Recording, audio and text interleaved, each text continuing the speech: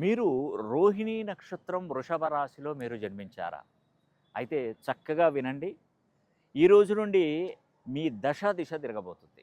నిజంగా నేను ఈరోజు శ్రీ కుకుటేశ్వర స్వామి దేవస్థానము పిఠాపురంలో అమ్మవారి పురుహృతికాదేవి అమ్మవారు శక్తిపీఠంగా వెలిశారిక్కడ. ఈ సంస్థానం నుండి నేను మాట్లాడుతున్నానండి. మరి ఈ యొక్క రోహిణీ నక్షత్రం వృషభ రాశిలో జన్మించినటువంటి వారికి ఈ సంవత్సరం, ఈ కొత్త సంవత్సరం నుండి మీకు మంచి జరగబోతుంది. ఎందుకు వృషభ రాశి వారికి రోహిణీ నక్షత్రయుక్తంగా ఎందుకు మీకు మంచి జరగబోతుందంటే, ఈ సంవత్సరానికి అధిపతి గురువు. మరి ఈ కొత్త సంవత్సరం మనకు జనవరి మాసంలో రోహిణీ నక్షత్రయుక్తంగానే ఈ సంవత్సరం మొదలైంది. రోహిణీ నక్షత్రం ఎవరిదండి? శ్రీకృష్ణ పరమాత్ముని యొక్క నక్షత్రమే రోహిణీ నక్షత్రం.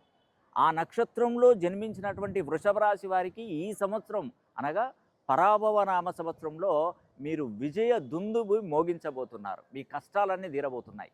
నేను ఈ పవిత్ర పుణ్యక్షేత్రమైనటువంటి అమ్మవారు పురుహృతికాదేవి సమక్షం ఈ యొక్క ప్రాంగణంలో నుండి నేను మాట్లాడుతున్నాను. మీకు ఈ వీడియో తెలియజేస్తున్నాను. మీ జీవితంలో ఒక గొప్ప మార్పు జరిగే విధంగా నేను ఖచ్చితంగా మీ పేరులో ఉన్నటువంటి సంఖ్యాబలాన్ని 270 డిగ్రీల పైన 360 డిగ్రీలలో కనుక మనం ప్రోగ్రామ్ చేయగలిగితే ఖచ్చితమైనటువంటి ఫలితాలు వస్తాయండి. ఈ సంవత్సరం ఈ యొక్క రోహిణీ నక్షత్రం వృషభ రాశి వారికి మంచి మేలు జరుగుతుందండి. ఉద్యోగంలో పదోన్నతులు రావడం, వ్యాపారంలో అభివృద్ధి జరగడం, ఆర్థికంగా నిలదొక్కుకోవడం, రుణ బాధల నుండి మీరు బయటపడిపోవడం, ఇవన్నీ కూడా ఈ సంవత్సరం నుండి రోహిణీ నక్షత్రం వృషభ రాశి వారికి చాలా మేలు జరుగుతుందండి. ఖచ్చితంగా ఈ నెల 27వ తారీఖు 3వ నెల 2026 మరి పరాభవ నామ సంవత్సరంలో మనకు ఈ యొక్క శ్రీరామ నవమి రోజున నేను కలి కల్మష నాశన మంత్ర మహాహోమం అనేది కూడా తలపెడుతున్నాను. అతి పవిత్రమైనటువంటి ఈ యొక్క కృష్ణమణిని ఇక్కడ అమ్మవారి దగ్గర పూజించడం జరిగిందండి. అదేవిధంగా ఈ యొక్క రత్నాన్ని ద్వారకా మహానగరం నుండి తీసుకురావడం జరిగింది.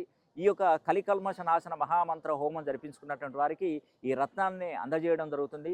మీ పేరు గోత్రనామాలు మాకు పంపించండి. నేను ఖచ్చితంగా మీకు ఈ వీడియో అంటే హోమం జరిపించిన వీడియో ఈ యొక్క దివ్యమైనటువంటి కృష్ణమణిని మీకు అందజేసే విధంగా నేను చేస్తాను. ఈ అవకాశం పేరున ప్రతి ఒక్కరు సద్వినియోగం చేసుకోవాలని కూడా మనస్ఫూర్తిగా కోరుకుంటూ సెలవు తీసుకుంటున్నాను. సర్వే జనా సుఖినో భవంతు.